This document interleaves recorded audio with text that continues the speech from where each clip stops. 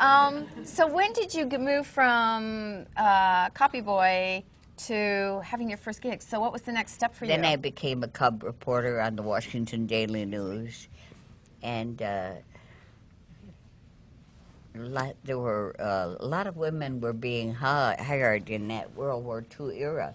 If you had a pulse, you were going to war. Young men, you know, if you were breathing, you were going to war. So women got their big breaks going into newspaper business. Suddenly, women became very needed, and 8 of us in the Washington Daily News walked out, went on strike for the newspaper guild for $5 more per day? a week. A week, $5 more a week, and you went on strike. And we were all fired. And were you all women? Mostly women. Yeah. Yes. And were you worried about, it wasn't equal pay, it was to have a raise. Equal pay was not an issue at the time? That wasn't even considered. Were women paid or equally equal to men? rights or anything else. I mean, that's where I want women now to keep working for ERA. I think it's terrible that we hit the plateau under Reagan. Now they lost all fight. We aren't there yet. There is no such thing as equality. Even though I know all of you have reached the heights, I think it's still, there's too much discrimination against women. You still feel that way? I do think that this equal pay business, and I doubt that'll really happen, but no, that's good. But every step of the way, I'm a suffragist. I'm so angry that the women had to march 70 years,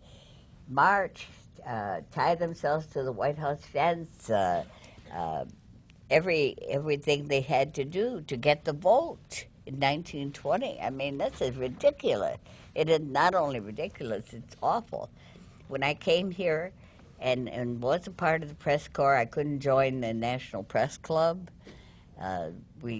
No women were allowed to join? No, and we made a big fight about that, picketed and so forth. But when Khrushchev was coming to town during the Eisenhower era, we women decided we didn't want to be left out because the State Department always put a head of state, a president, prime minister, and a king, make the one appearance to the press at the press club where we couldn't go. And this is where we decided to really make a stand because we said, look, we cover Washington toe-to-toe with their male colleagues, and we want to be there. So I was president of the Women's National Press Club at that time, and all the clubs, press clubs, fired cables to Moscow.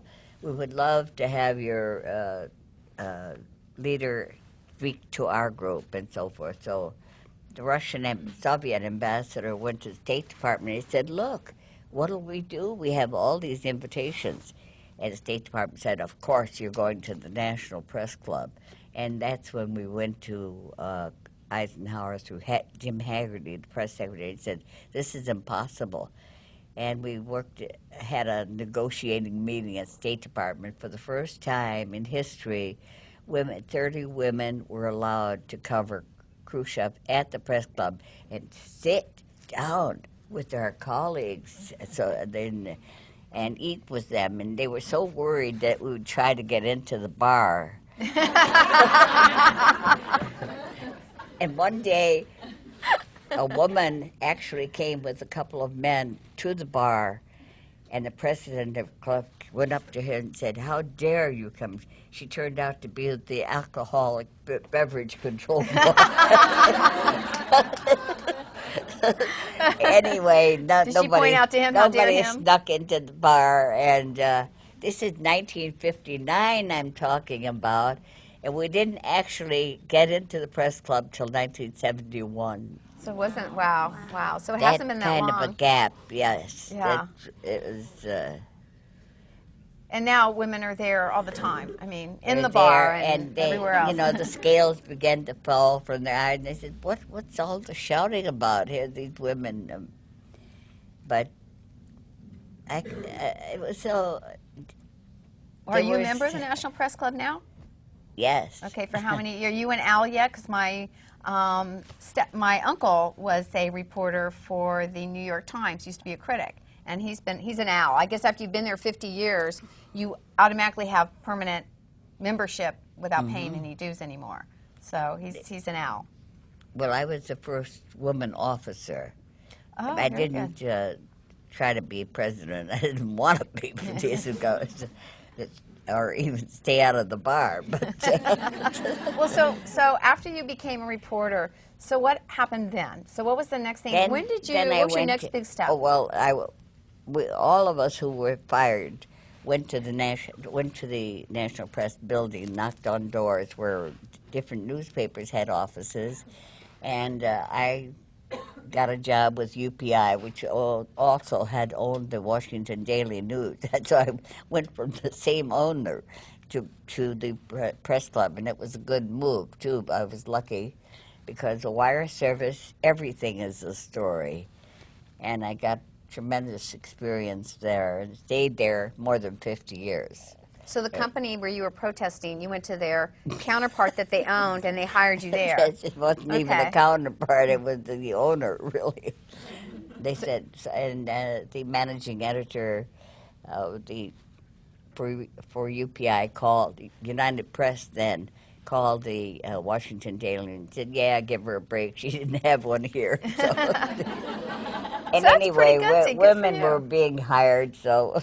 Did you get a raise? Did you get your $5 a week raise? $24. Wow, I so was that was a making good move. $17.50. Wow, so you're really raking in the dough. You saw wealth in your future. Believe it or not, you could live on that. I don't know how I did it, but I always had the great security of knowing my family would come running if I really needed help. And that's the greatest security you can ever have, I think, knowing the kind of backup that if your family's there and they will always help you. This is greatest security you can have. I think that really is true. I think there's some truth to that. And I hope we give that to our children, too, to know that they're always, you know, the They're all family's coming there in the home. back end. Right, they are coming home, trust me. So after that, so how did you end up getting to the White House? Who made that decision, and do you think they regret it?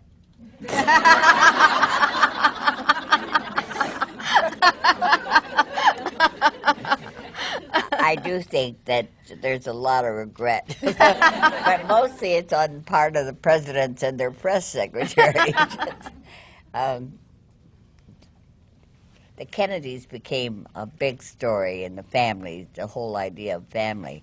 And I was president of the Women's Press Club, so I think they started assigning me to cover some of the family side because they knew that the children, Caroline Kennedy and John, so forth, would be big stories. And so I was assigned then to cover Kennedy's family. But when you're assigned to the White House, you cover men, women, children, animals, everything that moves. You know, from the most, everything was a story. So at the time of during the interregnum from the election to the time that Kennedy moved into the White House, I went to Palm Beach and was covering the family and so forth. And I was the man who came to dinner. I said, well, I'm covering all this, but obviously I belong here. So I stayed for 50 years. I think we always like to take a moment when we hear something like a word of wisdom. You know, it's like you came to dinner and you said, obviously I belong here. Sometimes it's just that. It's saying, I belong here and I'm going to stay. And I think that that's really true. I think a lot of what happens in our life, and we always like to share those moments where we go, we've got a great quote, so we're writing down your quotes too. Well, then AP felt that they had to hire a woman too.